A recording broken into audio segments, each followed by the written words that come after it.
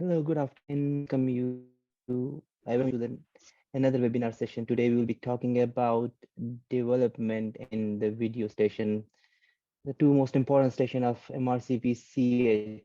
And in both of them, I will recommend you aim for full marks because especially for development station, since they have taken all the patients, it's easier station and you can easily get the 12 marks in that.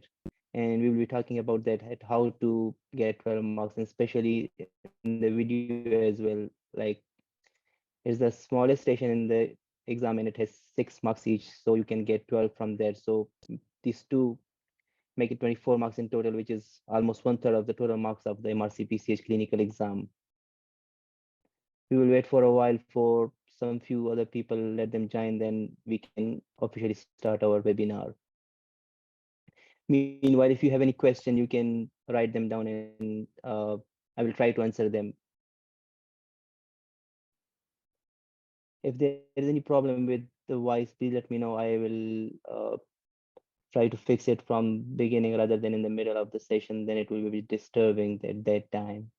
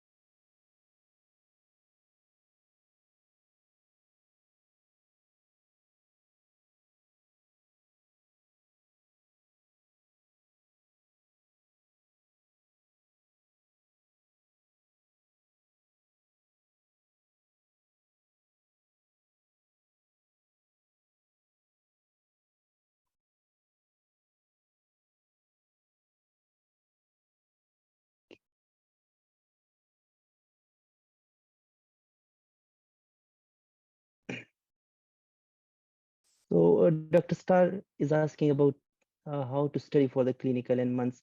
Dr. Star, the big problem with the clinical, I will say that you cannot judge that when you will be getting the place.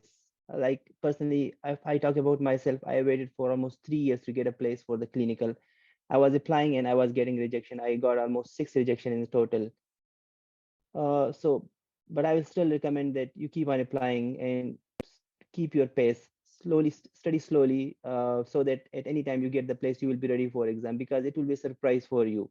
You will be applying, you will get rejection, all of a sudden you will apply and you will get place, and you will be having hardly 2 months to appear in the exam. So keep studying slowly and keep practicing every station. Don't focus on one for a long time because it will you will lose the temperament in that case.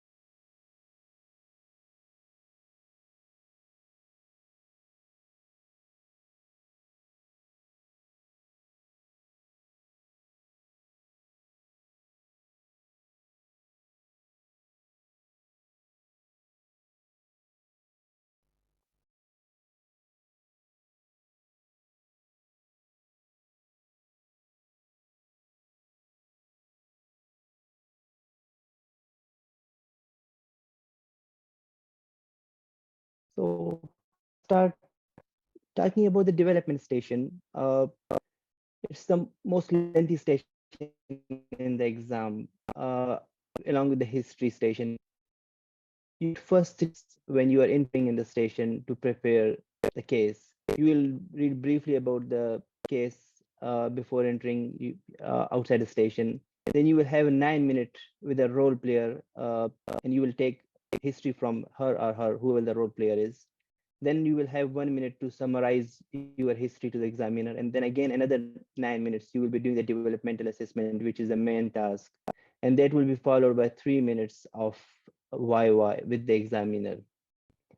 In 1 minute, when you will be summarizing, the examiner will not ask you any question. It will be just you have to summarize to him what your history findings are, just same what we are doing in the history. And once you are done with that, then you will move on to the next step, which is the developmental assessment. So in development scenarios, mostly the cases are diagnosed. So you need to start with the focus history rather than wasting your time on unnecessary stuff. Like it will be a Down syndrome. So you have to start with, like, as I can see, your child is having features of Down syndrome. So what brought you here today, or what's your main concern is, rather than wasting a lot of time on unnecessary thing, which will just waste your time, because you need to be focused. You need to start with introduction. Like I can see that what I said, that your child is having feature of Down syndrome. So what's your main concern? Or I can see that your GP, you see from the GP letter that you are worried about your child. May I know what you brought you here today? So throw them an open question and let them speak to you, because these role players, they are trained and they know what they have to tell you and what they have to avoid, so that it will not waste your time. Yes, but if in case you think they are diverting you and they are taking longer than what you are expecting, and they are giving you information which will not help you in your history, so you can stop them. You can give a break to them, and let them stay focused. If like they are going into the deep in detail, which will be useless for you, so just tell them, okay, uh, I really appreciate your concern, mom, and I can see that you are quite worried, but let's talk about this thing. So just keep her on the track and try to take the history what you need and which will help you in the exam, you're going to be focused.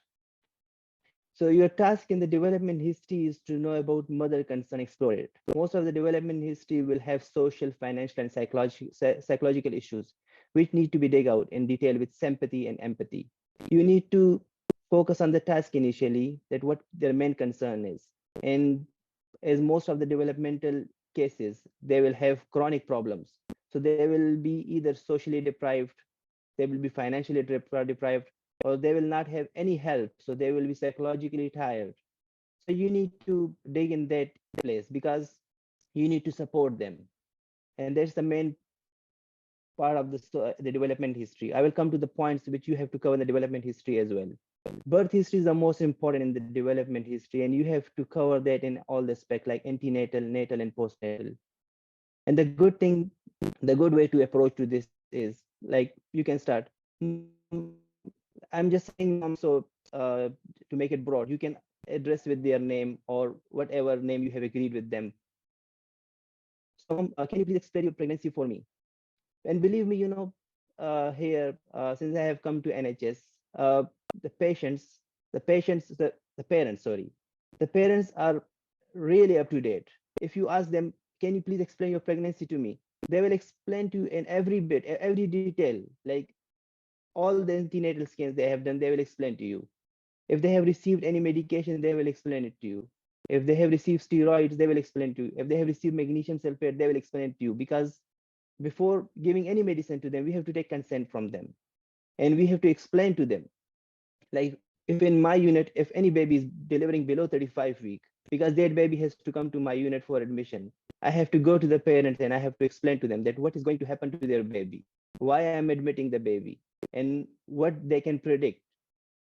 Especially if it is a 23 or 24 week, I have to spend almost an hour with them, and I have to explain everything. Like in exam, we have just 8 minutes, but sometime when I'm explaining to the parent the prognosis for a 23 or 24 weeker, it take more than 1 hour for me to sit with them and explain every bit of them. And they will come to you with a list of questions when you are facing them here. When we finish our rounds, they will have a list of questions with them, and you have to explain each and every bit of them. And some men are much more knowledge than us when we are answering their question, because before they put a question to you, they read about it and they want an answer from you which is not in the Google.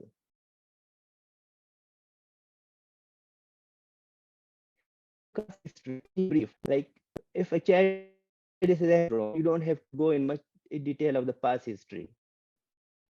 But if you if you think he had meningitis, he had trauma, then that you have to make history. Like if a mom come to you with a concern of development milestone, that child is not developing normally, and you think that he's not syndromic, he was born on time and everything was fine, then you have to ask, mom, what do you think when the things got worsen? Then she will explain to you, yes doctor, she was all right till that this age, and then she had trauma, she had some infection, she had meningitis, and she was admitted, and I feel that at that time the things become worsen. So then you have to explain. So I will just take a message if someone is messaging. So voice is not clear, someone is saying.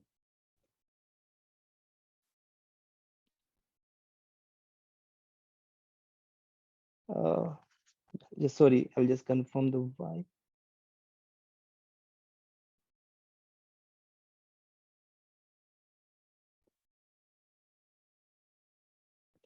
So it's a bit windy here and it's rainy, so might be it's due to the weather problem. The internet is not good. Normally it doesn't happen here, but uh, I think it might be that. Okay. So I was talking about the past history. Past history is relevant when you think that child development delay in the development is due to the past history. So then that case you have to explore more about the past history. But if you think past history is irrelevant, like he's a Down syndrome child, and you are asking more about past history, it will not add anything to your development history. Just you can ask simply, do you have any concern regarding his past history? Was he being admitted to the hospital for any special reason? If no, then don't go. How many times he was admitted? He had flu, he had loose stool, because these things will not add anything to your development, because it's not a history, the main history station. It's just a development history. We need to know what caused his developmental delay. It's a delay in a single domain or a global developmental delay, and if they have any social, financial, or psychological issues or no. You have to ask about vision and hearing in the development history. It's most important, and you can ask simply just in one sentence, do you have any concern about their child hearing and vision? And family and social history need to be covered in detail, and that's most important.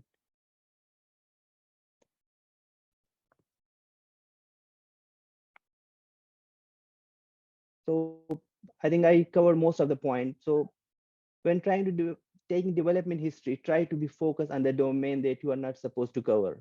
For example, if your task is to do gross motor, then you are not supposed to ask question about that skill. And if you ask the role player, they will not know the answer, and even if they don't answer, they will not tell you, because you know they're trained role player. So try to avoid asking question about the domain which you have to do the developmental assessment with the examiner. But if in case, sorry. So if in case you forgot by somehow and you ask any question, like you have to do developmental assessment of gross motor with an examiner and you forgot to ask about that, you have to do gross motor developmental assessment, and you ask any question, don't get panicked that, oh, you did a mistake and you will be marked down for that. Maybe some people will tell you did a blunder and no, you will be marked down for that. No, examiner know that we are human as well, we can make mistake. First, if you ask question, the role player, they will not tell you the answer, because they don't know what the answer is, because you have to cover that domain with the examiner. And if you are asking repeatedly, then examiner might prompt that, please don't ask this, because you have to do the developmental assessment of gross motor with him. But at any point, he will not be cutting your marks for this simple reason. Because I have seen that some candidates, they get panicked and they think that they have done a great blunder, and they will be marked down for that, and they may lose marks, and then all the station will be destroyed, and they cannot focus. So try to be focused. If you do a few mistakes, don't think about that, just keep going. The main purpose of development history to know whether the child is delayed in single domain or global delay. Like in I will give you my example. When I had my developmental station in my exam, I asked few questions regarding the developmental milestone. I think mine was fine motor with the examiner. I asked few questions from gross motor, which examiner asked me question that, do you know anything about this thing? And I replied to him, sir, domain is to fine motor, and I am not the development history from the patient, the role player, just to know whether he's delayed in single domain or global developmental delay. I'm not going to ask a detailed development history about other domain. My target is only to know if he's a global delay or no. So then he didn't ask me anything further. And one more thing, these examiners, they are not developmental assessment consultant. They can be anyone. In my exam, the person who was doing the development station, he's a neonatologist, and he's not like an expert person who is doing a development assessment on routine basis. And then the same examiner, and the next day he was doing a GI station. So your examiner, he just read about the development station just before when he's coming for the exam. So he might not know all the developmental milestones. So if you asking something like you are doing history, you are doing development, you asking if the child can ride a bicycle or he can propel a tricycle and he don't know the answer, so don't get panicked because maybe he has not read that specific area of development in his preparation time. So this is the development history which for my preparing for my exam. It was given at that time at the Royal College website. And I made a few changes in there just to make it easy for me. So you can make it up and down according to your convenience. But for me, exploring of the likely etiology to child developmental difficulties. Perinatal history need to be brief, including pregnancy, torch infection, birth history, prematurity, and any complications are chromosomal disorder. Antenatal screening are diagnosis at birth.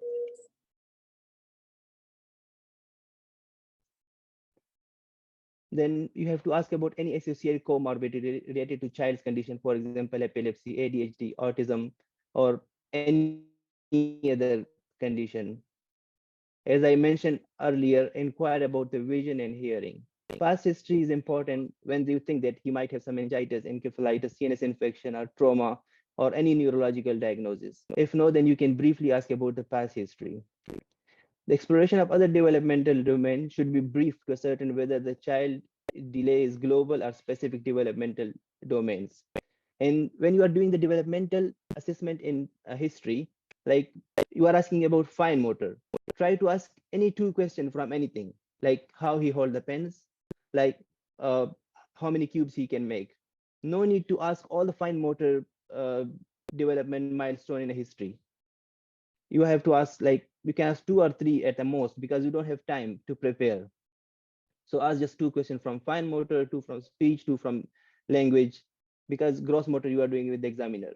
Or you have to do fine motor with the examiner. So just ask two questions from the gross motor, two from speech and language, and like this.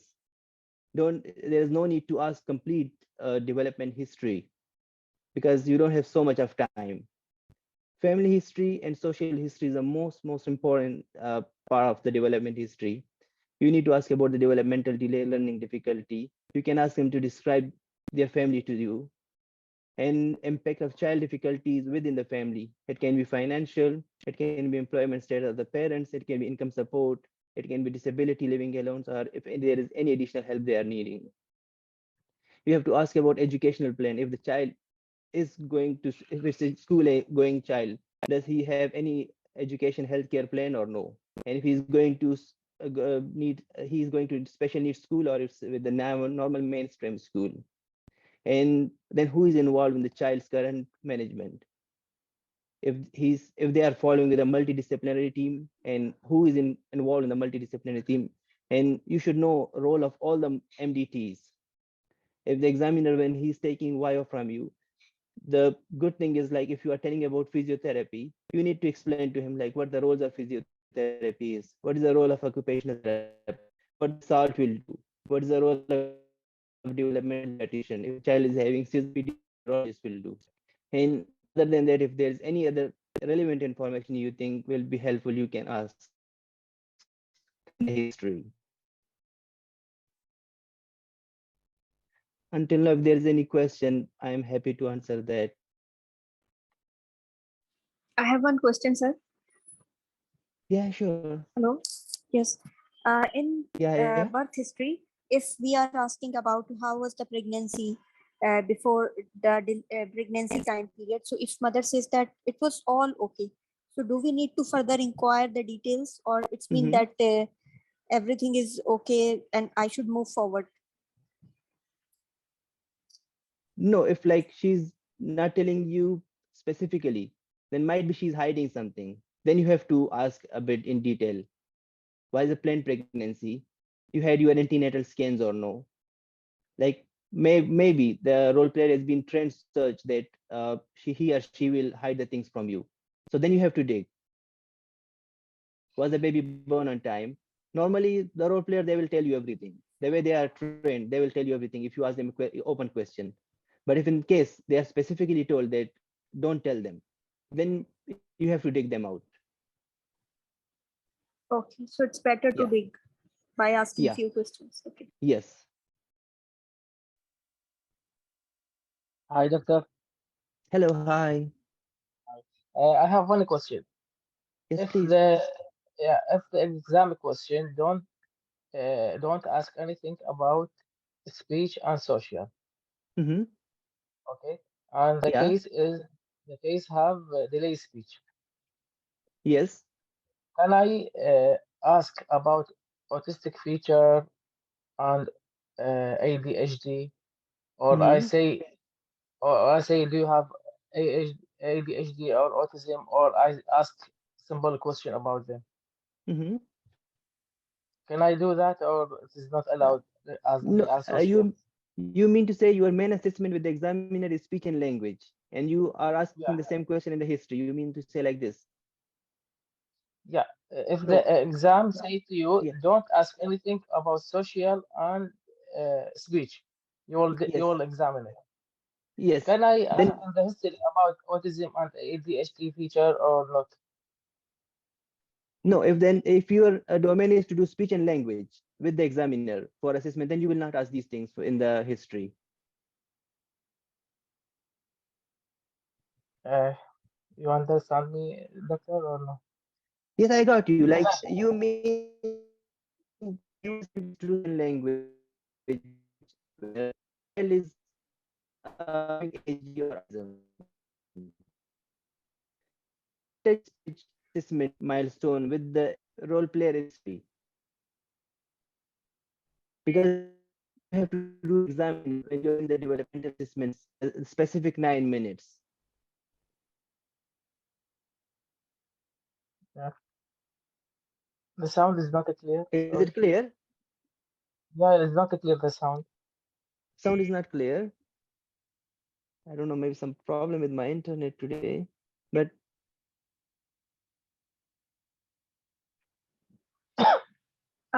Doctor, if yeah. the examiner asks us that we get a command that do a cognitive assessment, so Mm-hmm. how can we do that cognitive assessment? That for that we will come to that. If there's just specific question about the history and everything, then I can answer that because we'll do the developmental assessment now. We have to do a case as well. If that's One okay. more question I want to ask.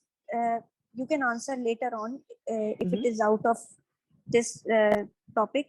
I want Yeah. to know that do we need to learn the list of the causes which can cause gross delay, fine delay, social delay, No. or No. no? No. But we have to tell the cause of the delay in history after we complete the history and the assessment. So in the end, we have to tell that is it a global delay or a isolated delay, or the cause of the Yes. delay, and Yes. is there any regression? The history main purpose is to know whether it's a global delay or a single domain delay, and just to know at what point he started to have regression, just to know what is causing his developmental delay. This is the main purpose of the history. You don't need to know To all get the to causes. know the etiology, the reason of behind the delay. Yeah. How can we say unless we don't know the list of the delay of the gross, fine, social? Sorry, I didn't get your question. I'm asking that, for example, Yeah. I'm inquiring a history from the mother, and the child Yes. has a gross motor delay. So I Yes. need to know what is the reason, what is the cause of the delay. For example, a patient of a rickets or the Duchenne muscular dystrophy, just giving the example. So I come to know by asking the history that this child is having Duchenne muscular dystrophy. Yes. But I'm asking you that is it important to know different causes of the gross delay to keep our differential when we are asking history? If the examiner is asking you this question, the reason for developmental differential diagnosis for gross motor delay, then you should tell them, yes, you need to know the answer for this. But no need to cover everything in history. Like if you know the child is having Duchenne muscular dystrophy and this causing his delay, so you need to focus on Duchenne at that time. You don't have to go in other cause of regressions. Like if a child No, is no, just for preparation, for our yeah, preparation. yeah, for preparation, yeah, definitely you need to know, yeah, for preparation, of course, yeah. Sir, will you share any list? Yes, definitely I will share with you a list, no problem. Thank you. I think Dr. Kiran, she was supposed to do developmental assessment. I don't know if she is here or no. Yes, sir, I'm here. I will just go to the next slide to show you the case.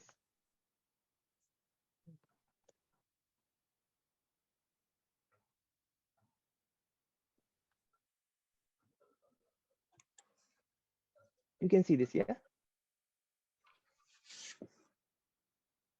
Dr. Kiran, you can read this screen, yes? The case. Yes, sir. Okay. I will start your timer for 3 minutes. If that's okay, you can prepare. Okay. Yeah. And sorry, one thing I forgot to tell while preparing. When you are preparing in the 3 minutes, try to write the heading at least, because 3 minutes is really short time, but try to write the heading of the developmental milestone which you need to cover in the history or in the examination. Because if you miss anything, you can see at your paper, like you can see about walking, sitting, just write down the headings so that you know what you have to cover. Because in the stress of exam, you may forget something, and just looking at the paper, you may remember, and it will help you get marks.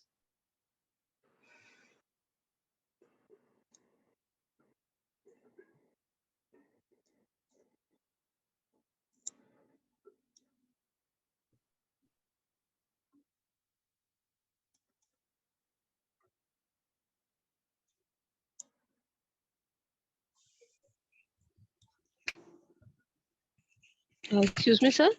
Yeah.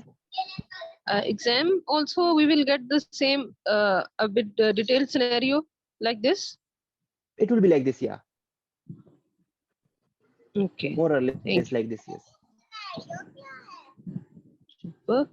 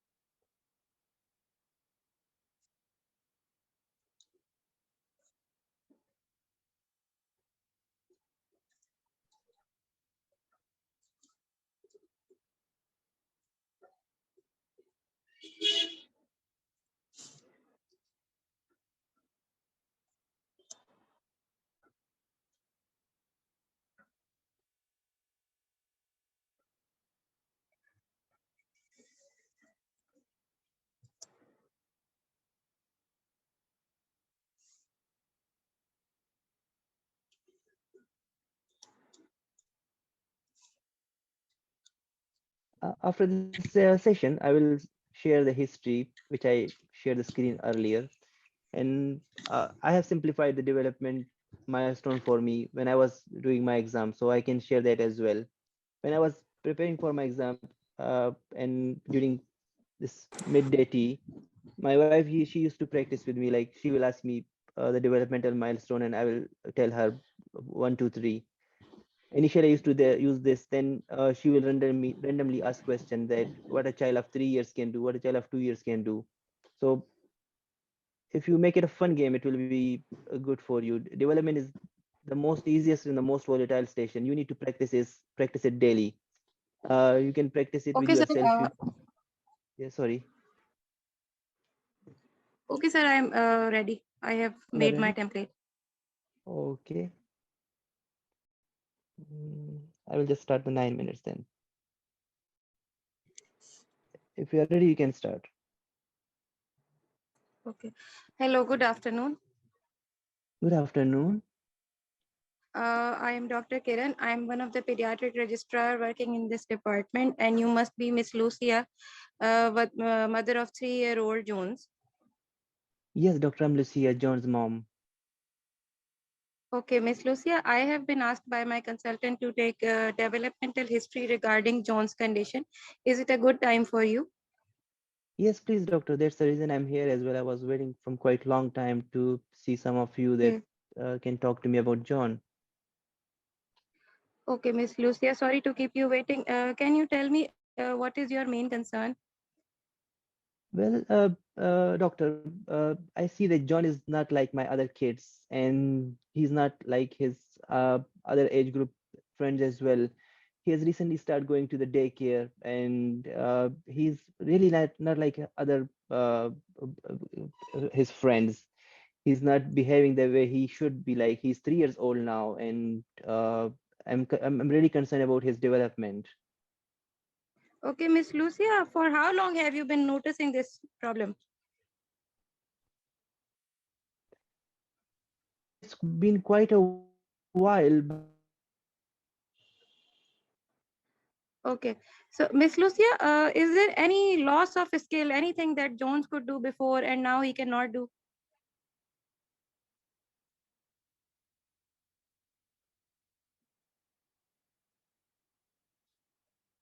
but they can look into John and see like what problem.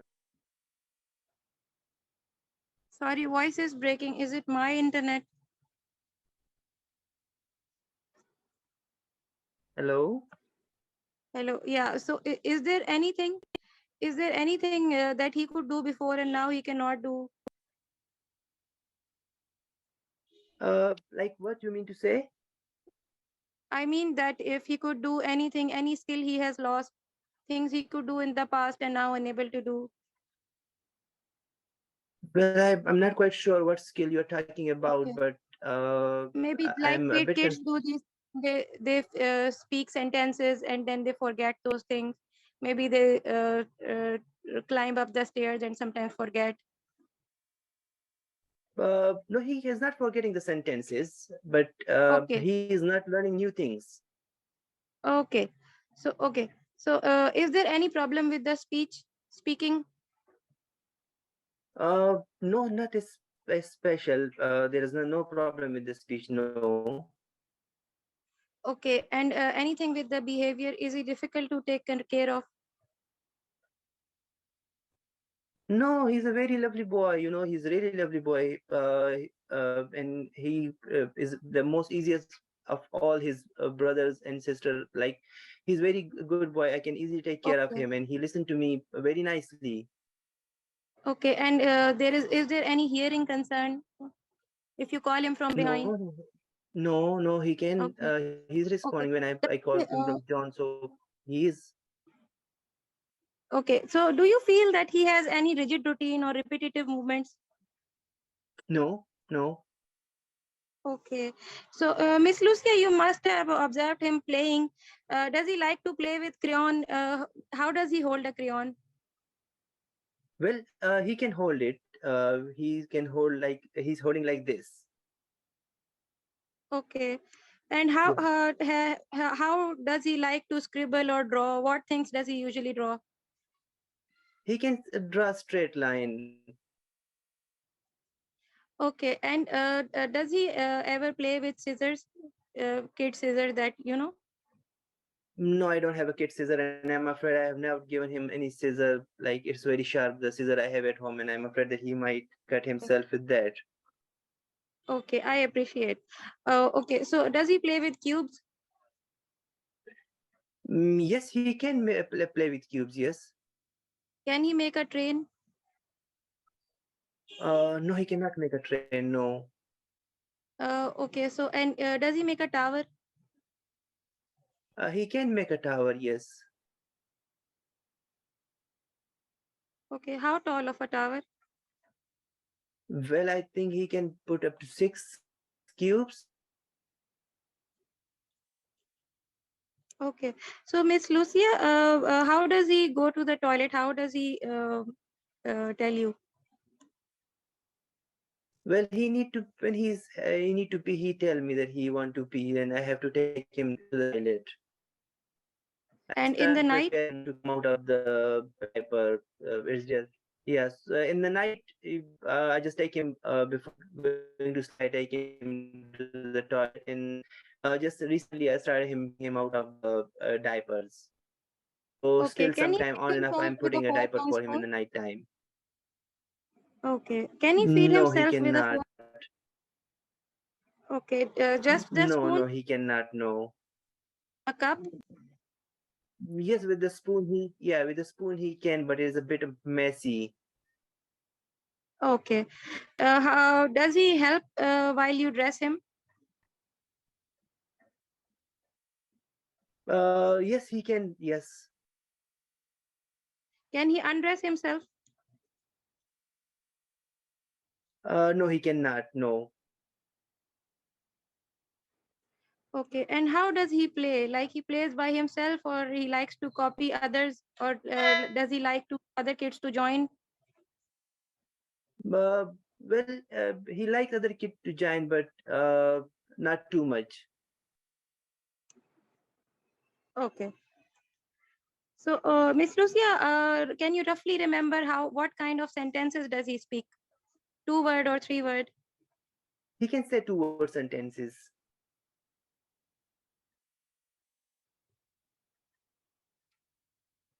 He can say 2 word sentences. Yeah. Hello. Hello. Yeah, he can say 2 word sentences. Okay. Yeah. Does he ever tell you a rhyme or a song? No, no, he cannot. No. Okay, Miss Lucia, can you do you remember? Can you please tell me about your pregnancy with Jones? Oh my God, doctor, it was a nightmare. Like, I had some blurring of vision and I was not feeling well. I had severe headache. So I just went to my midwife and I thought it might be just I didn't sleep well. So I am having headache. And so she will give me some medicine and I will be fine.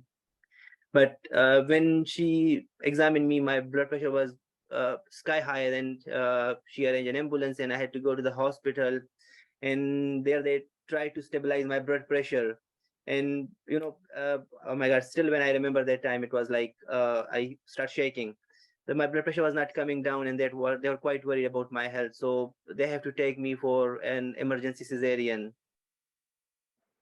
I'm sorry you had to go through so much distress in your pregnancy.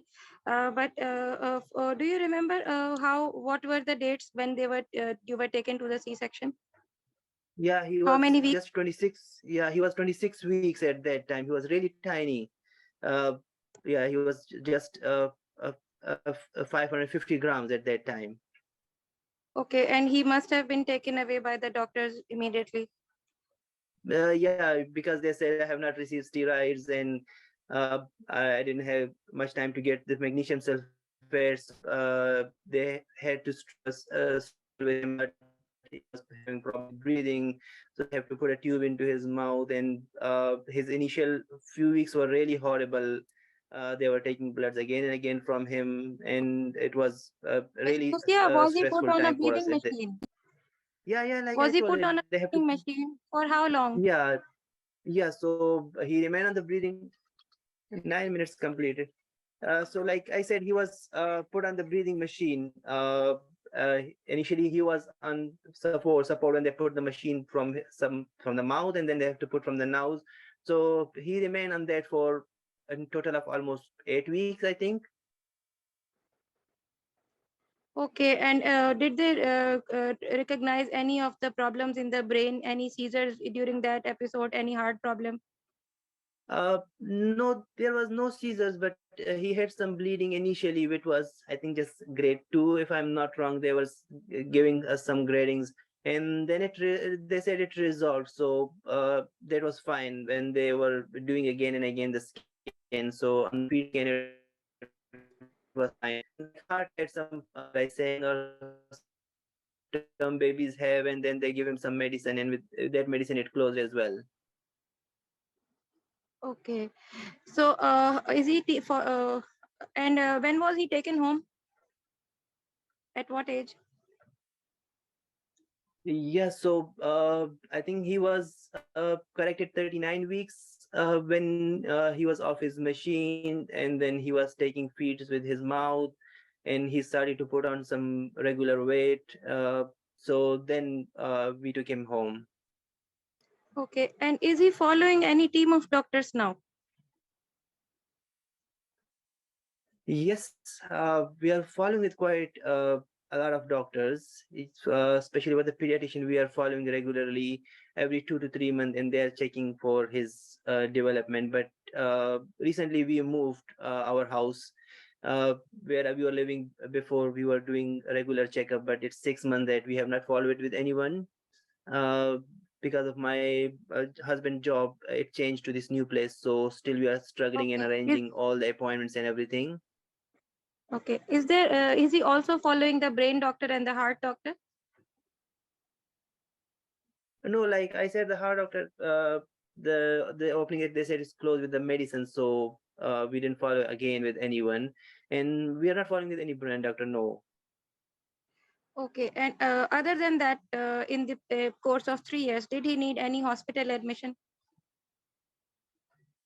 Like he had few chest infections for which we had to remain in the hospital, and one he had quite bad. I think I don't know, it's called RSV or something, and for that he remained for almost 10 days in the hospital. Okay, Miss Lucia, okay, can you describe your family for me? Yeah, so he's my fourth kid. I have two other boys and a girl. They are fine. Okay, and who takes care of the finances of the family? My husband is working, and I'm also doing some job as well. Okay, so are you happy with the financial position? Yeah, we are fine. Yeah.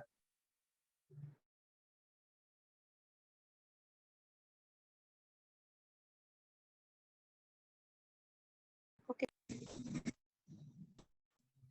Finish. sorry, how is his health problems and his repeated follow-ups affecting your family?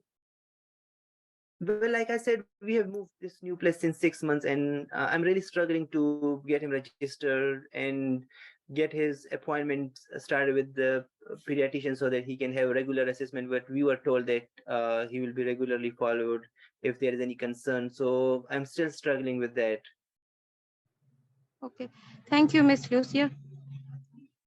Thank you so much, doctor. Thank you. Okay. You can summarize it, no problem now. Okay, thank you. I have taken history from Miss Lucia, who is mother of 3-year-old Jones, and Jones has her main concern was he is not growing as other peers of his age. His age in fine motor was 2.5 to 3 years. In all of the social and speech, it was 2.5 to 3 years, and there were no hearing concern. I'm sorry, I could not ask about the screening test. He was a preterm birth baby, and he was kept in the an ICU for first 10 weeks of his life. And he also developed grade 2 intracranial and germinal hemorrhage. And he's also following a team of doctors, including the developmental pediatricians. And all of this is in the background of normal neurological history, no past medical history, and He is the fourth child of his family, and his mother is currently struggling to find out follow-ups for him to follow his condition. Okay. So now your task is to do the gross motor assessment of John's. Okay. Normally in the exam also you will find, because there is no real patient. Before they used to have everything there in the room, but now they are decorating a tray like this, and it will be more or less the same what the picture they have given on the RCPCH website, with a few things they might be there extra. But normally you will find this kind of a big tray, and it will have all these things. I know it's a gross motor assessment, you will not need any of them, but if in case you think you need to pick anything from that, then you can tell the examiner that you are picking them and you will use them in the exam. Like if it's a fine motor and you are using the cubes, you can ask him, now I will take the cubes, and if the child is playing with something else, you like crayon and pens, you will tell him, I will try to take them from him so that he's not distracted, and I give him the cube to play. So you can proceed like that. So you can start your gross motor developmental assessment with me now. Okay, hello, good afternoon. I have washed my hands and introduced myself to the examiner, and then take permission from the mother to play with the child. And I will need a ball and a bike and stairs for this examination. I want to ask the height, weight, and head circumference according to the age. So his head circumference, height, and weight, are they appropriate for the age? Okay, is he carrying any devices? Any hearing aid, speech device? No, he Sorry, doesn't have a glass any. hearing aid. No, he doesn't have any thing of importance with him or in the room. Okay, what is he doing? He's running around, and he's playing with his mom. Okay, and has he noticed me entering the room? Now, when you enter the room, he was busy with his mom playing with a book, so he didn't notice that you entered in the room. Okay, great. So he's running. He's running freely or stiffly? He's running with his mom. His mom has hold his hand, and he's running with him, and he's enjoying the play in the room. Okay, and can he run alone as well? He can run alone, yeah. Okay, if I demonstrate, can he walk side to side? Uh, he cannot walk side to side, no. Okay, can he walk backwards? No, he cannot walk backward, no. Okay, and running he can do. He can run, yeah, he can run. And posture of the upper limb is all both of the limbs are moving equally while running. Yes, both of them are equally moving, yes. Okay, can he jump forward? He can jump up, yes. Forward? He cannot jump forward, no. Okay, can he stand on one foot? He cannot stand on one foot. Okay. Can he, if I give him a ball, can he throw it towards me? He can throw a ball to you, yeah. How does he throw? From the front or above his head? Above his head. Okay. Can he catch if I throw it back to him? No, he cannot catch, no. Okay. Can he climb up the stairs? He can climb up the stairs, yes. One step per foot or 2 feet per step? Walk up or walk down? Walk up. He can walk up 2 feet per step. Okay. And can he walk down the He can stairs walk down, yes. with 2 steps or with assistance? With 2 feet per step, yeah. With holding the rail. Okay. Okay. Yeah, if does he do a tricycle? Uh, in what sense? Can he sit on it or does he pedal it? He can just push a tricycle. He cannot pedal a tricycle. He's Okay, trying, but thank he you. cannot pedal it. Okay, thank you. Welcome. Okay. So It's now you can, his. yeah, summarize your gross motor findings. Okay. According to he can run, but he can only walk forward. So that will be about 1 to 2 years. Sorry, 18 months to 2 years. Okay. But he can jump in place. That is 2 years. He cannot stand on 1 foot. So that is below. Okay, he cannot catch a ball. That is also below 3 years. And he can throw a ball from the back of his head. That is 3 years. And stairs, his pattern was 2 years. And also the tricycle pattern was 2 years. Okay. Okay. So what do you think John is having? Why he's having developmental delay? Because of spastic diplegia, maybe. How you can say that he's having diplegia? Not diplegia. I mean, he has some stiffness in his legs. That is why he cannot do the provocative measures of gait, maneuvers of gait. Sorry, but he can do running. Yeah, I said he can walk equal. His feet are moving equally, and he can walk But there is properly. stiffness. Yeah, there is a stiffness. How you can say he's having stiffness? I'm just assuming there is no other cause I could think of. His normal child, no syndromic features, height, weight is normal. He can run, but the walking he has only till 1 to 1 year. He cannot even walk backwards. Okay, but he was born at 26 weeks, Yeah, so that that can cause and his also had a germinal matrix bleed. milestone to be delayed as compared to a child of 3 years old, or no? Yeah, that's why I'm thinking of CP. Okay, and how you will address mom's concern? I will discuss with her that he has this problem. There is some stiffness in his legs. Apparently, that is the cause because he was born early, and we Mm-hmm. will need to do a gait assessment. Mm-hmm. And in other Okay. areas, he's all right. We need to do a gait assessment and then refer him to a neurologist, maybe an orthopedic surgeon. That Mm-hmm. Okay. So what's the role of a neurologist and what's the role of orthopedic surgeon? What they will do?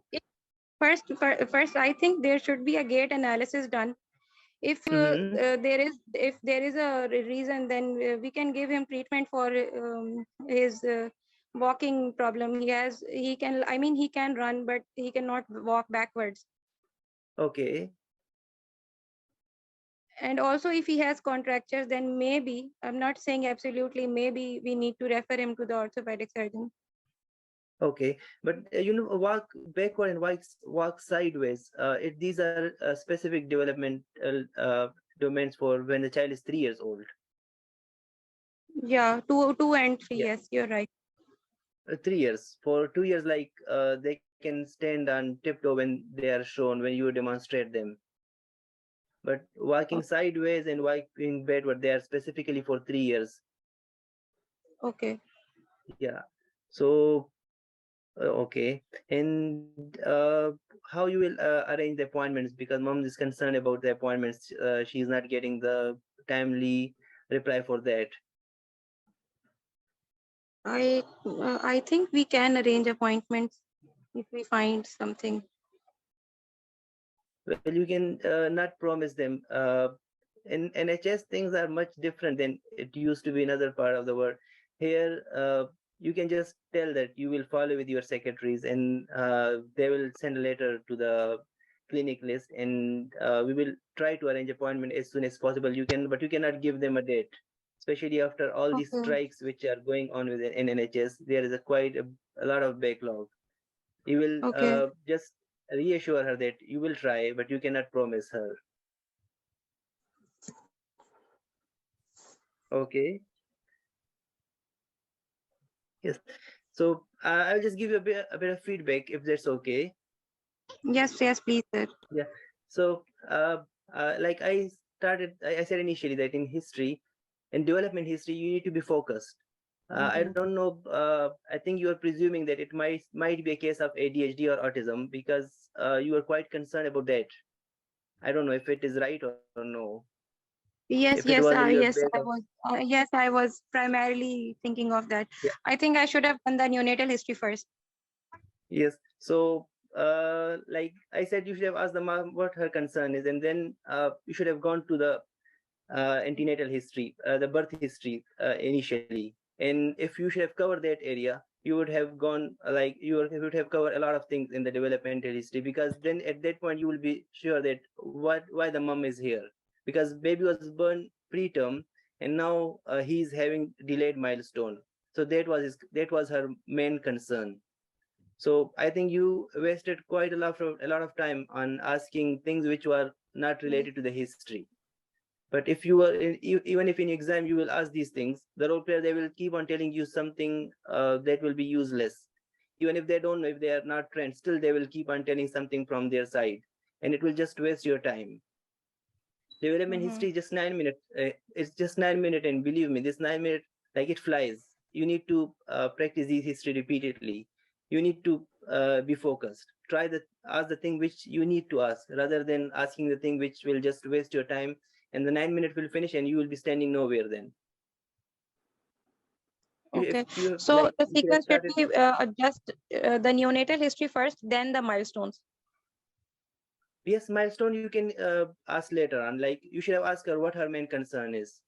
Like I told you, she think that he's not like her other peers, or he's not like her other friends. And then I would have asked, what made you think like this? And then third question, what do you think when the problem happened? If you would have asked me this thing, I would have told you, oh doctor, like he was born preterm and all these things, I would have told you. So if you have asked me these three questions in 1, 2, 3, you should have got your problem, that why he's having developmental delay. And then family and social is the most important in the development. And development history, when you are asking, you need to ask like, he is like, for example, how many body parts he know 2 or 3 body parts. You need to be more specific. You are not like quite specific. You need to demonstrate he can build a tower. He can tower of how many cubes? Because as I mentioned earlier, maybe the examiner, he also don't know, because he is given something specific, like he can draw a tower of 6 cube or 9 cubes. So you need to be more specific. Okay. Yes. And like in my exam, it was fine motor, I think. If I'm not, I forgot because it's quite long ago. So when I was telling examiner, I will come to his level and I will play with him. And when I said like this, examiner said, uh, he's crying now, because there is no real play, no real patient. So you need to show the examiner that you are engaging the child, because you are asking the development things history from me. You are not playing with the child. When you are doing the developmental assessment, you need to see what the child can do. If the child cannot, you can ask the mom. If the mom cannot tell, Okay. then you can ask the examiner. Because at the development assessment, the examiner is the mother, examiner is the child,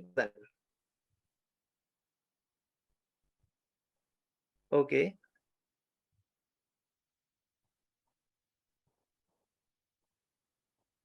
Any question?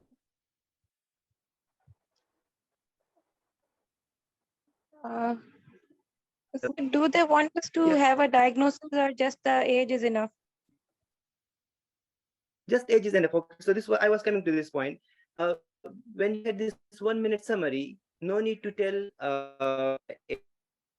there is no point telling the age in summary. And then there is no point of telling the age of each domain. Like in walking, he is like this age. In running, he is this age. You just to tell him a figure. Like if he is less than 2 years, you can tell him the difference of 3 months. Like for example, on my assessment today, I feel that his age is between 15 to 18 months, for example. or if he's more than 2 years, then you can have a range of 6 months. You can keep it like, on my today's assessment, I can feel this his age lies between 2 to 6 years. 2 to 6.5 years.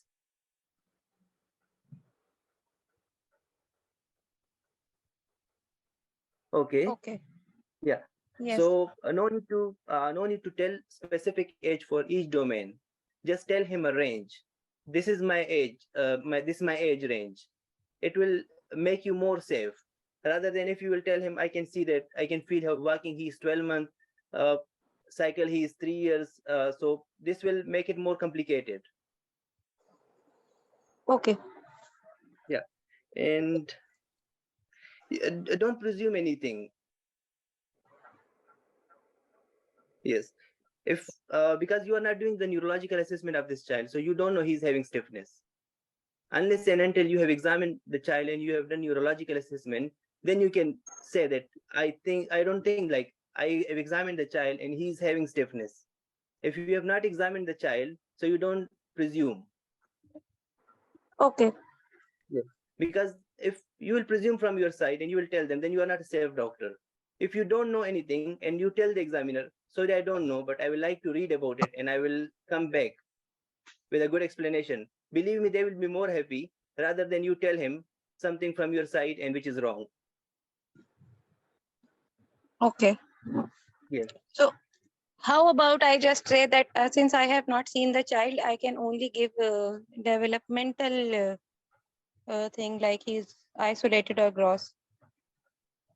Sorry, what? Since I have not examined the child and the child is not even there, so I cannot even give the diagnosis, right? No, but when you are doing the developmental assessment, you can like you are doing assessment with the child, with the examiner. The examiner is your child. Like if you ask him, I will come to the level of the child and I will play with him so that he's not afraid of me, and I will try to engage him, and I will play with at his level. If you are, for example, consider fine motor, I will give him a pen and a paper, and I will draw with him, and I will see what he can do. If he can draw a line, if he can draw a circle. Then when you are moving on to the next domain, next thing, like you are giving him cubes, you will tell the examiner, and I have assessed him playing with a crayon and pencil, with a drawing. I will like to take cubes, but before giving him cubes, I will try to take the pencil and crayon from the paper and the crayon from him in a way that he is not distracted and he is not disturbed and he's not annoyed. I will take the pencil and paper from him and I will give him cubes. I will draw a tower. I will draw a tower for him, and I will ask him to make a tower for me, and I will demonstrate to him how to make a tower, and then I will see how many blocks he can keep on top of each other. Then if you are taking the cubes from him and giving him the thread and the beads, you will tell with each and every step that you will not make the child annoyed. Okay. It's all drama because there is no real patient, so you need to do drama in this development. And unless and until you do drama, you will not get full marks. Okay. Because the 9 minutes of the developmental assessment, they are too much. And try to take this 9 minutes as much as possible, because if you finish early, the examiner will take viva.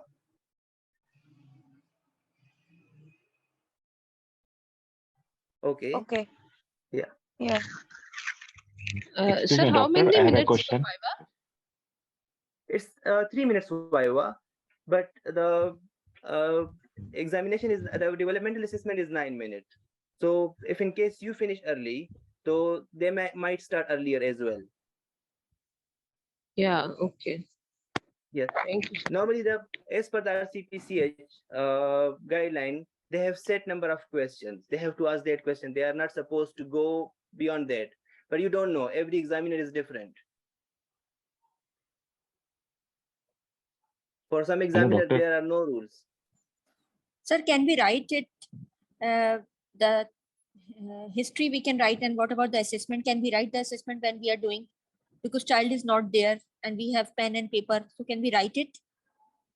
just to keep Definitely it. right. That I was telling. The initial 3 minutes, at least try to write the headings, because 3 minutes, it's like a very short time. The 3 minutes, like it will fly. No, So during the assessment, can we write you when can we are doing write. assessment? Because there is no patient.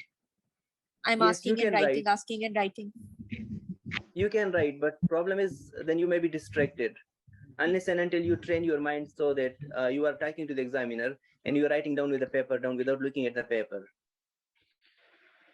But for that you need to train your brain, because you need to maintain an eye contact with the examiner as well. Like if you are doing assessment and you are not looking at the examiner, just looking at the paper, so it's rude as well. You are not maintaining eye contact with the examiner, mean you are not examining the child. Doctor, I have a question. Yes, please. Yeah, you said just now that you need to, because the examiner, the problem here is during the developmental assessment, the examiner is actually, he is acting as an examiner, as a mother, as a child for the developmental assessment, right? So for the fine motor, you said that we need to give the, first we need to take the cubes and we need to make a tower like this. Can you do like this? Shall we ask the examiner, as if we are assuming him as a child, to make a tower like that? Is he going to make the tower, or we need to verbalize only?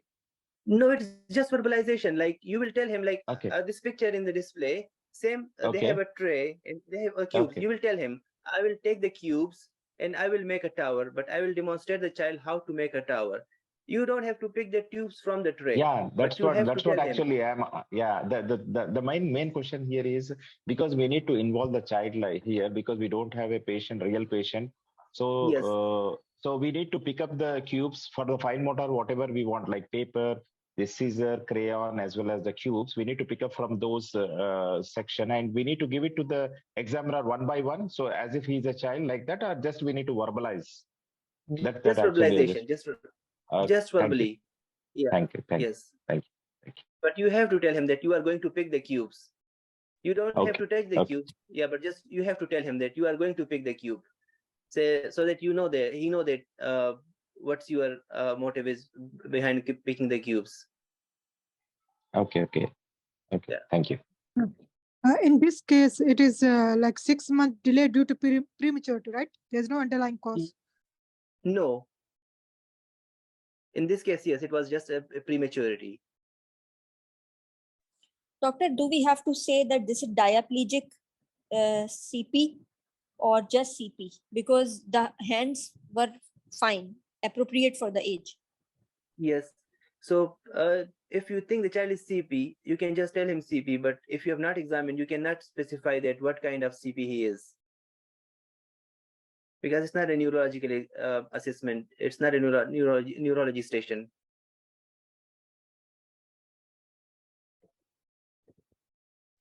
Can it be just a child with SGA with who haven't catch up with the growth?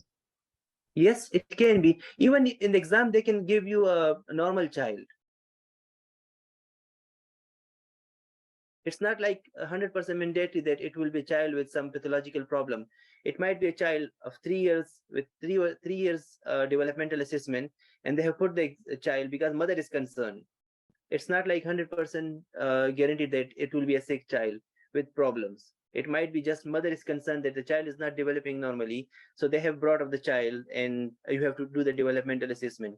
He might be just a 3-year-old born on time with no problems. Only the mother is the problem.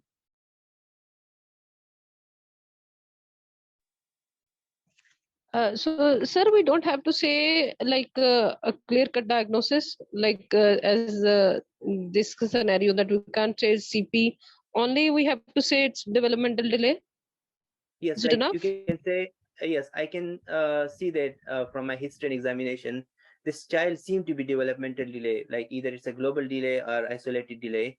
And based on my assessment, I presume that his age is around 2.5 years of age, or 2 to 2.5 years of age. You can tell him generally like this.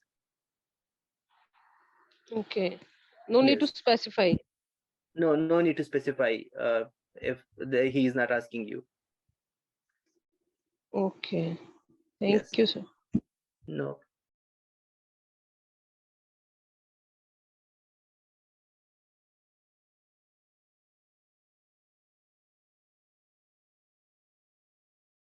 Okay, I think we can move to the video station now if everything is fine with that.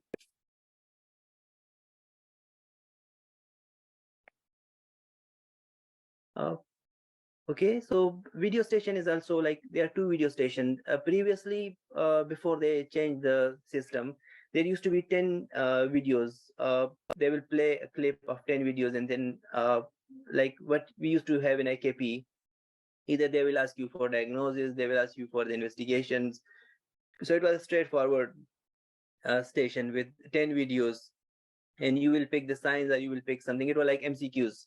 But now the video station is interactive as well. You will have two video station, and before starting same, like for all other station, you have 3 minutes when you will sit outside, but in this case you will not have any information outside before you enter the station. After you enter the station, the examiner, they will introduce themselves and you will just give them the paper, and then they will play the clip for you. You can watch the clip as many times as you want in this 3 minutes, and once the 3 minutes is over, then the YY is for the next 6 minutes. When you are watching the video, try to tell the examiner everything you can see. Like if the child is in hospital, to tell the child is in hospital. If you can see any monitor, tell him you can see this monitor and what reading you are seeing. Try to give as much as explanation as possible to the examiner. If you are in doubt about anything, tell the examiner. Like in my exam, the video was not of good quality, and I told the examiner that I cannot appreciate the type of fresh in the video because the video is not of good quality. So if you think the video is not of good quality, just tell the examiner rather than presuming something and which will later on cost you marks. So the best thing is to tell the examiner that you cannot appreciate the rash or you cannot appreciate something just because of the video quality, but make sure the video quality is poor as well. Not that the video quality is good, but you cannot pick up the rash or you cannot pick any sign. So talk about everything. In my exam, the child was having measles, but he had some facial palsy. So I told him like, I think the child is having measles, but the child is having rashes, but I think that he's having some feature of facial palsy as well. And the examiner told me just ignore this thing and focus on the rash at this point. So tell each and every bit of the video you see. Don't miss anything. If the child is in hospital, tell him he's in the hospital setting. Child is at home, tell him he's in home setting. If he's having cannula, try to tell him he is cannula and where the cannula is. If it is in the right hand or left hand and the foot or anywhere, try to be more specific. If he is connected to the oxygen, tell him he is connected to oxygen. If you can see any scar mark, any bit of thing you see in the video, try to be focused. Okay. And when you are doing YY the examiner, if he asks you, explain him everything. But when he is asking you the differential, tell him the differential. Don't add anything else. Wait for his question because he is having set of questions that he has to ask, and in that format you have to answer. Like if he asks what investigation you will do, just tell him the investigations. No need to tell him the management because he will be asking you management in particular. And if he's asking you about the management, don't tell him about the complication because he has to go through the things 1, 2, 3. So just be more specific. If he asks you, tell me the 3 possible differential, just tell him the differential, 3 differential, what you think are best suited for the video. No need to tell the 4th one because the examiner asked for 3, so that's what he needs. And the findings, it will give you extras, it will give you specific score. The differential diagnosis, if he has the differential in his list, he will give that marks to you. And then he will ask you for the diagnosis. If you by chance told him wrong diagnosis, he will correct you because he has to follow the pattern which he has given from the Royal College. Like if it is a measles case and you tell him something else, then he will guide you. Presume the diagnosis is measles, how you will manage this child. or presume this is a nephrotic syndrome, how you will manage this child. So he will be guiding you because he has to follow the steps. So if you are telling him wrong diagnosis, it doesn't mean that your station is gone. He will not give you marks for that specific domain, but you can get marks for the rest of the area. Like if the diagnosis is wrong, he will not give you marks for that. But if you will proceed further and you will tell the rest of the management and complication and investigation proper as per the condition, nephrotic syndrome, for example, you will get marks for that. So don't get panic if you, in case you are telling him the wrong diagnosis, because nothing is lost. Still, you have time to get other score.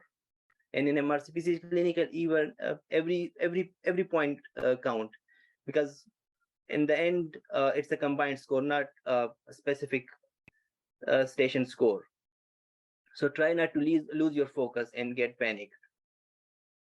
Any question about the video?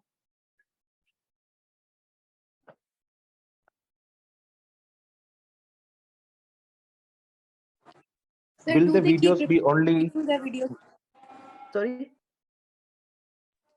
Do they keep repeating the will the videos, videos be or are only we? from emergency? So that are two questions. So videos can be from emergency, videos can be anything. The reason for them to introduce the video in the clinical exam is they can bring up the cases which they cannot normally bring in other station. Like they cannot bring a sick child for a clinical examination, but in video they can bring anything. It can be a stable child, it can be a dying child, it can be anything. There was another question, but actually two questions overlapped, so I couldn't get another question. Someone was asking. Sir, do we get new videos or just the recalls? Because I've heard that they bring only the past ones. That's the most difficult question. You can get anything, but yeah, they can repeat, and most of them are repeating, but no one can tell like if the question, if the videos, they will be continuing and repeating, or they will be giving you a new videos.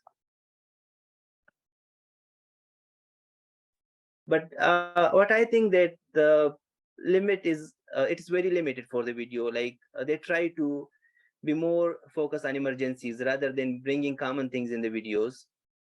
And they are bringing combination, like they try to bring one from the neonate, one from the pediatrics. It's not hard for us to they do try to make combination of that.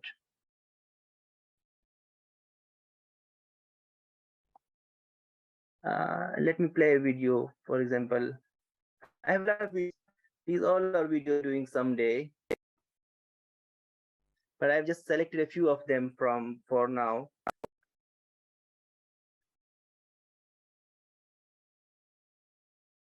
These are videos, few of the videos. I have quite a lot of collection of videos, but I just selected a few for today. I will play. I don't know if it can be played. Sorry, one more thing. It's not mandatory for a video to have sound. If the video, like, there is no importance of sound, so there will be no sound in the video. This video, you can see this video.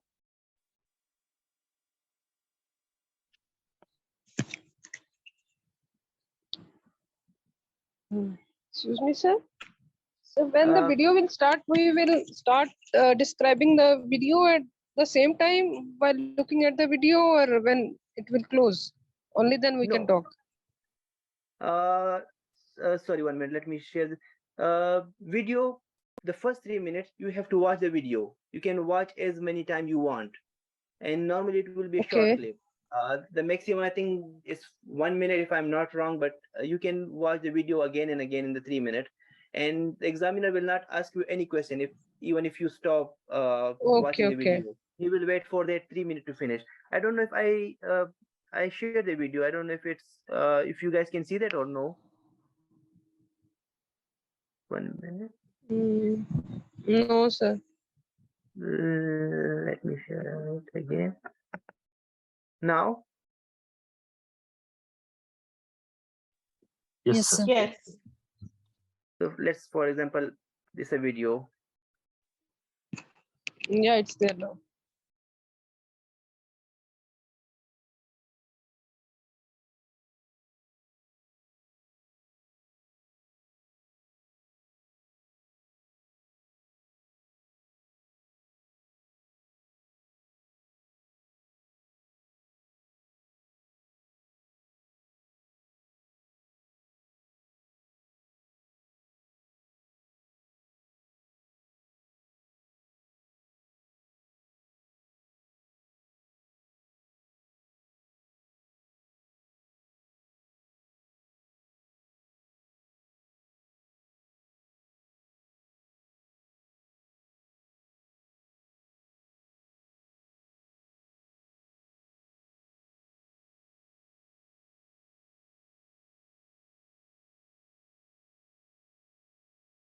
So this is 1 minute video, and you can easily watch it 3 times if you want. And I will recommend to watch as many times you can in the 3 minutes.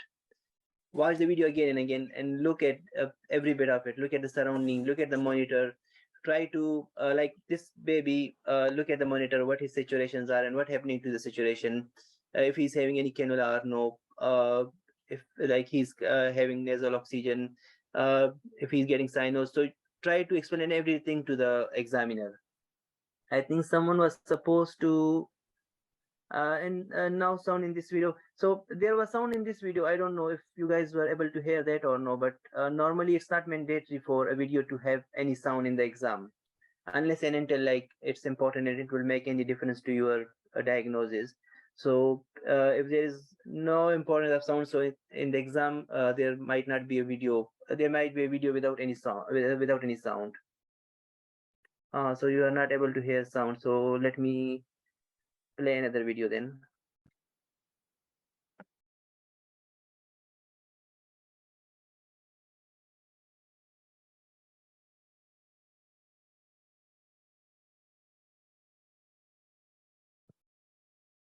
I think Dr. Uruj and Dr. Faik, I think they were supposed to do the videos. I don't know if they are here or no. Yes, You are Dr. Faik or Dr. Uruj? Sorry, the FICA. Faik, okay. You can do this video. You can see the video, yeah? Okay. Yeah. Okay. I can play this again for you. You have 3 minutes. You can watch this as many times you want, and then we can do a discussion. Yes, please. Again. Yeah.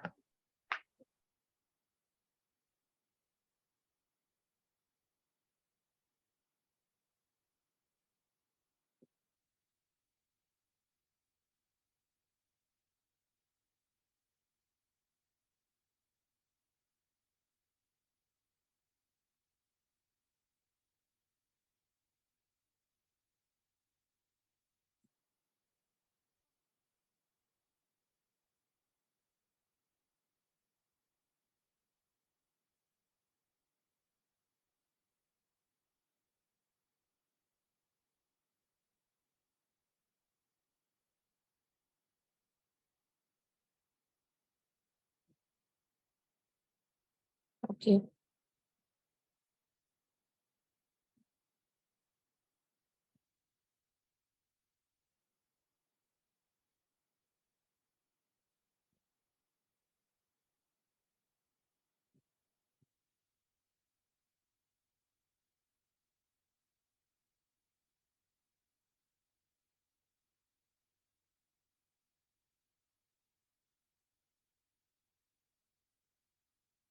You have still 1 minute if you want to watch again.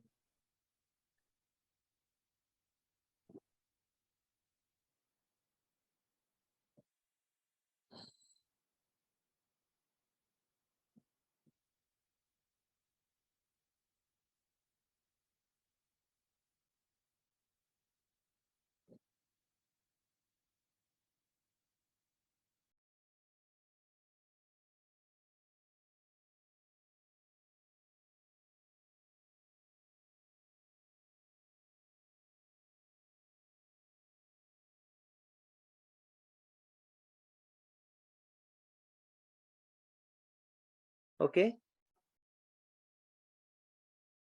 Yeah. Okay. Yeah. So we can start. Okay. So So I've just seen our. Sorry. yeah, there you Shall I can what you can see in the video. So I've seen a 4-month-old baby who seems to be in the hospital setting with nasal prongs attached, and the child is in distress with no obvious dysmorphism. It seems to be having average build and height, but I want to plot on the centile chart. And the child is having respiratory distress in the form of subcostal and intercostal recession with nasal flaring and also having tachypnea. Okay. So So yes, that's it. what question would you like to ask from the mother or the carer? So I want to ask about the history, if there is presenting associated like cough or fever, and the onset of fever, duration, course, and cough amount, intensity. Is it associated with post-stressive vomiting, characteristic of cough, and then this distress for how long? Then I will also inquire about the birth history in detail, whether the child was preterm, need any event support in an ICU. Then especially ask about the history of immunization, vaccination in detail. Okay. So, what's your differential diagnosis for this condition? So I will kept bronchiolitis at first one. Second Mm-hmm. differential, it can be pertussis, as I don't Okay. able to hear the. And third differential could be the pneumonia. Okay. So, presume this child is having bronchiolitis. What investigation would you like to do for him? So basically, it will be like more probably it's the clinical assessment that I will check the oxygen saturation, and then I will, if there is respiratory, so I will send the throat swab for the respiratory syncytial virus, and then I will do the chest X-ray to exclude my other causes. And if as the child is in distress, so I also want to run the ABGs. Okay. So, what's the criteria for admission if a child is having bronchiolitis? If the child is having in respiratory distress and tachypnea, and the saturation will be less than 92, so these are the criteria for admission. Or Okay. What if else? they dehydration also. Okay. Yes. So, how you will manage a child with bronchiolitis? So I will admit the child. I will monitor his vitals if and saturation. So if its oxygen is less than 92, then I will give oxygen, and I will do the nebulization also with the iprapropium bromide, and then and then I will also give, like, if there is a sign of infection, for example, that pneumonia, if there is differential, then I will go for the antibiotic, and I will give IV fluids to prevent the dehydration. Yes. Okay. If in case this child is born preterm, so is he at risk of any special viral infection related to bronchiolitis? Yes. Then respiratory syncytial virus, I said that it will be a high of risk for that. Yeah. Okay. What are the common complications associated with bronchiolitis? So bronchiolitis can actually, it can lead to respiratory problem like respiratory failure if it's more severe and we don't correct it. And yeah, bro, not much severe. Like, yeah, that's it. Okay. If this mom is taking this child home, he's not needing admission. So what home take message you will give to mom? So I will ask her to like if she's well, so I will ask her to continue feed, proper care, proper nutrition, and I will ask her to be like give vaccination according to the schedule, and I will ask her to come back and advise and tell her all general danger sign, when to return Yes. immediately. Yeah. So that's what I meant to say, like the warning sign, what you will tell her Yeah, to take home and I then will. when to come back. Yeah, I will ask her that if she had this, if the child is having respiratory distress or the tachypnea, or having this saturation below like 92. And if the child is having dehydration, then she had to come back. Okay, thanks. Good. Thank you so much. Thank you. And just yeah, time finished as well now. So, uh, Dr. Faika, yes. So if I'm not wrong. Yes. Yeah, really good. The way you explained the video, uh, like you need to comment on the child growth and nutrition. You can like the way you told, like you think that child is well grown, but still you will plot an appropriate dial chart. It was good. I wrote it here. The point I thought you will not talk about it like well grown, but then you explained it, so I just got that point. You need to comment on the child nutrition as well. If you think he's undernourished, he's obese, you just tell him that what you think about the child nutrition, and that you will plot him on appropriate centile chart. So you have to talk about everything to take 6 marks. And I think video is the most easy session to get 6 marks if you explain each and everything. Even if you tell wrong diagnosis, still the examiner will tell you the diagnosis, what he has in his list from the Royal College, and he will ask why according to that. So I think it's the most easy station. The pediatric guidelines are the most important for videos, and you can read the emergency cases from that, and that will help you. I have more videos. If anyone want to do a video, I can run another video if we have any volunteer, because someone was supposed to do a video today and they got stuck in some emergency. So if we have any volunteer, I can play another video. Yes, sir. I would. Sir. I want. I have this video. Problem is the sound. I don't know why I'm not able to play sound. You can see this video.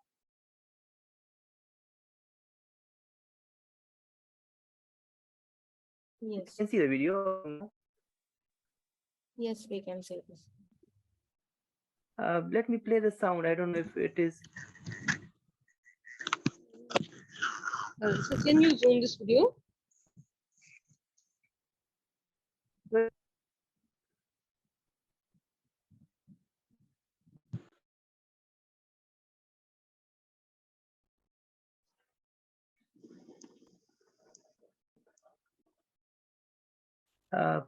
So I will just give a brief history for this video. So she's a 10-year-old. She presented to the emergency with unexplained weight loss over the last 1 month, and now she is having some increased work of breathing and dizziness.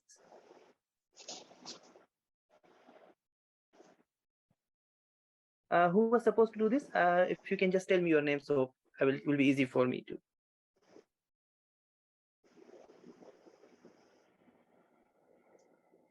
Hi, can I explain this video? Yeah, you can do, no problem. Yes, sure. What's your name, please? Hassan. Hassan. Yeah. Hassan, you can see the video properly. I can play it for you as many times you want. I can play it Okay. again. She's a 10-year-old presented with unexplained history of weight loss over the last 1 month, and now she's complaining with some increased work of breathing with dizziness. Okay.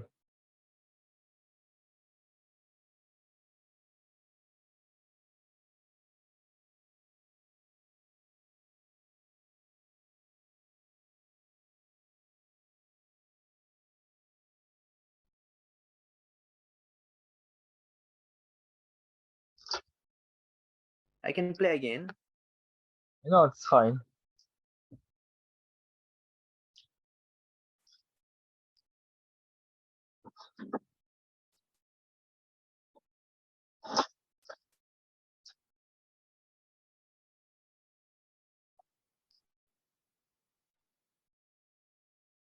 Okay, we can Okay. start.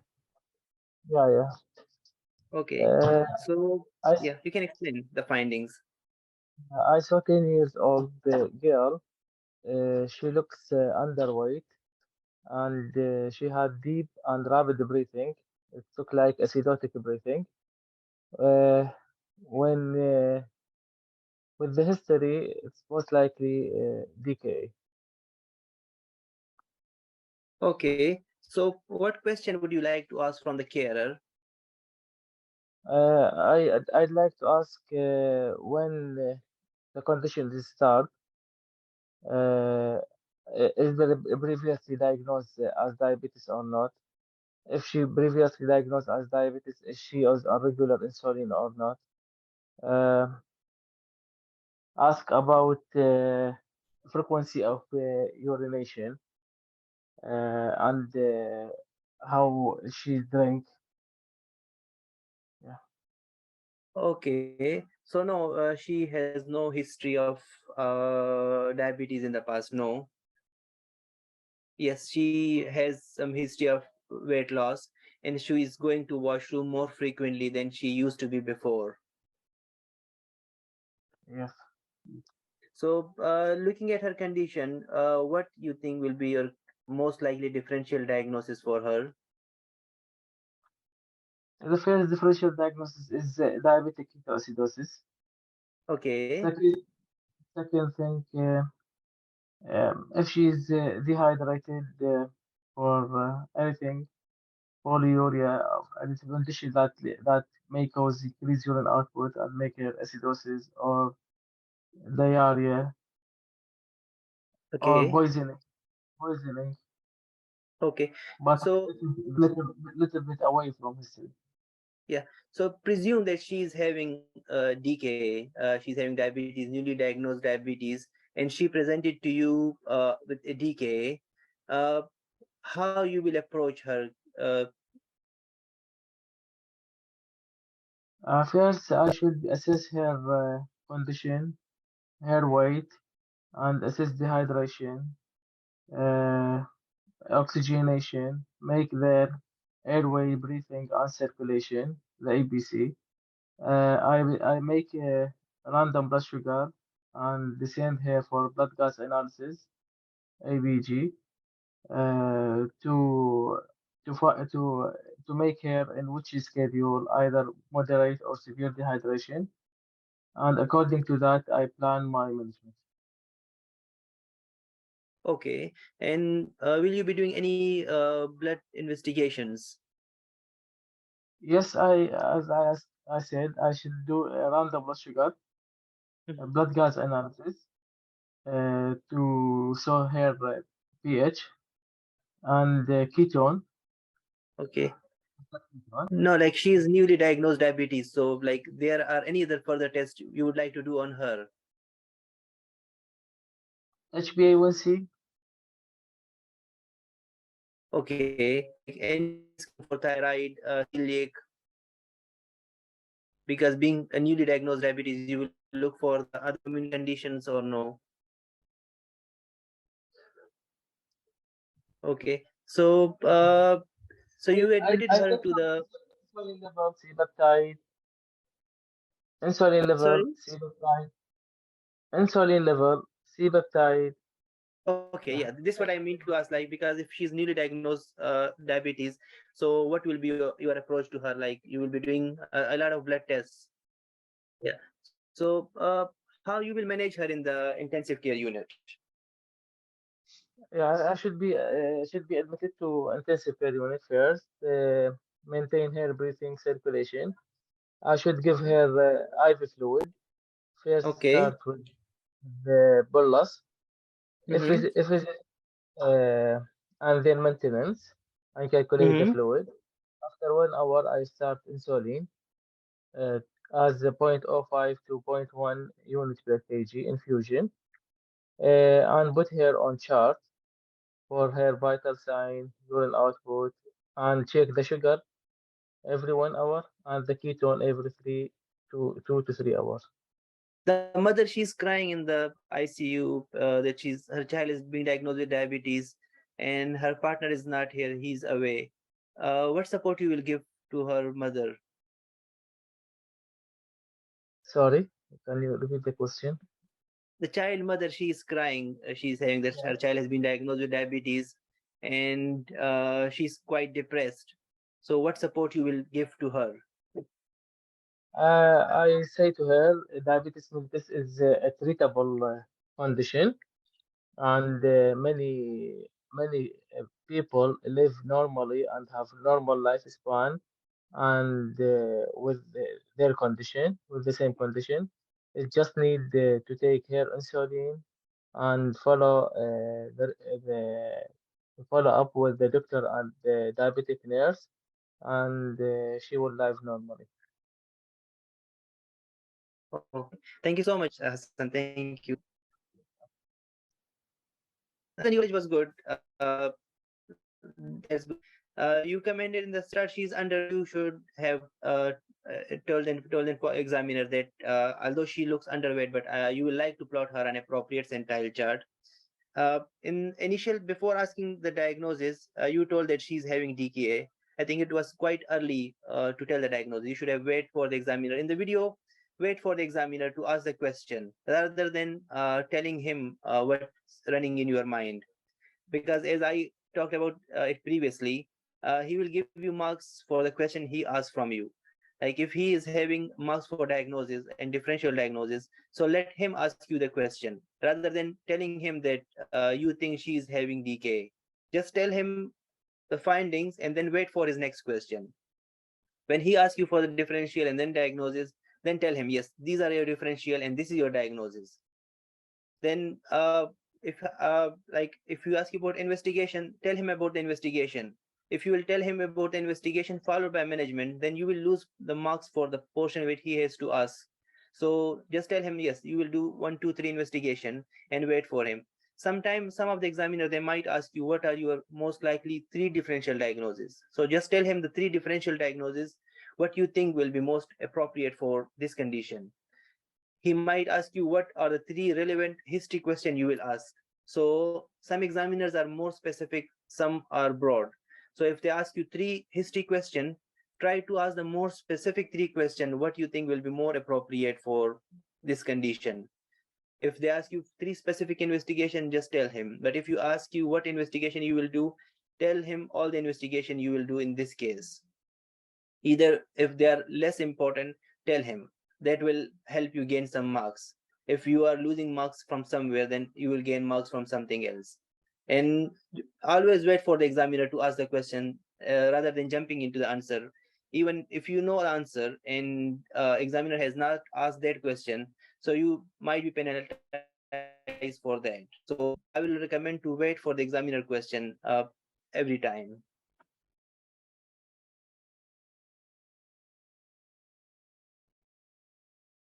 Okay, so like as you said, it can be day. She's having Zorka breathing and keep any respiratory problem because you have not yet examined the child and she might have acidotic breathing, but you don't know because still you have to examine the child. Yes, when you examine the child and it's confirmed that she's having acidotic breathing, then you can give you a differential diagnosis, a confirmed diagnosis of DKA, unless and until you have performed the test. But you cannot give the diagnosis because in video, most of the time, the child will ask you about the examiner will ask you about the differential. That give me 3 differential. You can tell him, I presume looking at her condition, he might have DKA, he might have some respiratory problem like pneumonia, and any viral infection. And then the examiner will tell you, presuming this child is having DKA, so how you will manage her. Most of the time, the examiner will tell you the diagnosis because he has to guide the YY in that direction. So in this case, if this is the case, you can ask her the history of weight loss, increased urination.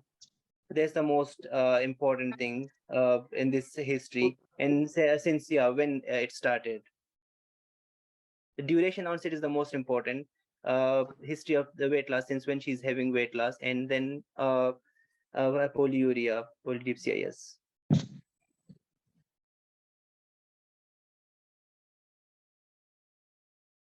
Okay.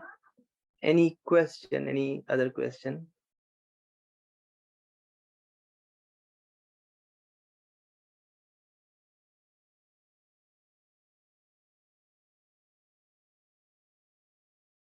So differential, like you can say, okay, I presume still I have to examine the child, but looking at her condition, I can keep my top differential DK.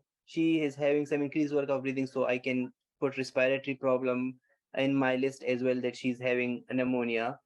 So they're like, this way you can categorize the thing. And then the examiner will tell you, either he will ask you what's your most likely diagnosis, or he will tell you, presume she's having DKA, then how you will manage her.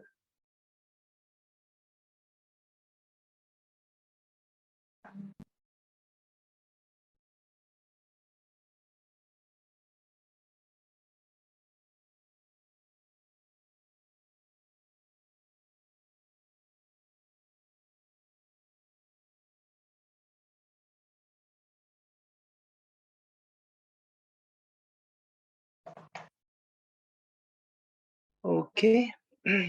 I think if no more question, then we can finish it up. I will share the link for the history taking station that I have formulated for myself. You can do the amendment in that, and you can rewrite it for you the way you like it. I have simplified the developmental milestone for me because it's like you can find a lot of books, like from the 0 to 5, the Sheridan book. There are some Malaysian books which I like the most, Mark Beatty. So there are quite a lot of books, but try to make the pattern you like, and try to make it a fun session. Try to practice it with your partner. You can practice with mirror if you don't have a partner. If you have friend, you can practice with a friend. It's a volatile station, so keep on revising the development. Take any domain, like if you have exam in 3 months or 2 months, take gross motor first or fine motor first, give it a week, and keep on revising the milestone daily. And ask someone to ask the milestone from you. Like they can ask you what a child of 2 years age can do, what a child of 3 years can do, and then you tell them they can do like this, because it's the most easiest station to get 12 marks. Okay, then see you guys. This session was supposed to be for GMC registration and the epic verification, how to do that, but I think a lot of Thank asked you. for development videos, and so we opt for that. We the epic session someday as well, if you guys want, or if you have any specific question. I'm free, I'm not on duty, then I'm happy to answer those as well. Doctor, Excuse can me, you sir. share? Can I ask something? Doctor, can you share those development etiology which I just asked you? Development etiology, like the Sorry, I didn't get. etiology of the causes of the delay, like gross, fine, separately. Yeah. Can you share that? Yeah, I can share that. I have a lot of stuff.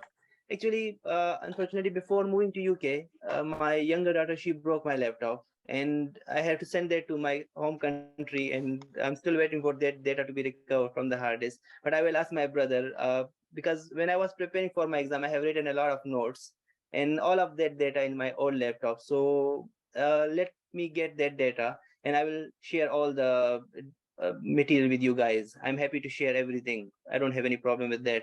I have almost 200 plus videos that I have collected when I was preparing for my exam, for the video station and for different stations. And I will share the link as well in the WhatsApp group. Thank you. Okay. Thank you so much, everyone. And it was quite lovely seeing you around. And if you guys have any question, you can put in the group. We are always here to help you. Try to be like, if you have any questions, just put in the group. We are always here to help you and support you regarding MRCPCH Clinical and other part. For other part, I have other colleagues where which can help you with that as well for the theory part. So good luck, everyone. Keep on applying for the exam. Don't lose hope. I got 6 rejection before I got the place in my clinical exam, and I was ready for the exam, so I passed the exam in my first go. So don't get disheartened by the rejections you are getting for the clinical, because that's the most difficult part, that getting a place in the clinical. But you need to be ready when you get the place. So try study slowly, but have a pace, so that when you will have 2 months in exam, you are well prepared, and you know how to approach a station rather than messing up the thing in the last 2 months, because it's a bit of surprise. Really, I got tachycardia when I came to know that I got a place in exam. Even after 6 rejection, I was continuously studying slowly with my friends, but when I came to know that I had exam, I got tachycardia. So keep practicing regularly, and one day you will get the good news that you have passed the exam. And if you have any question, just leave the question in the WhatsApp group, and if I'm not on duty, I will try to answer that. Unfortunately, in NHS, they don't like it when you are on duty and when you are using mobile. So I might not be able to answer the question when I am on duty, but if I'm on off day, then I'm more than happy to answer the question. Okay, guys, thank you so much for your time, and I hope to see you all again some other day. Take care. Bye. Thanks, Alfred.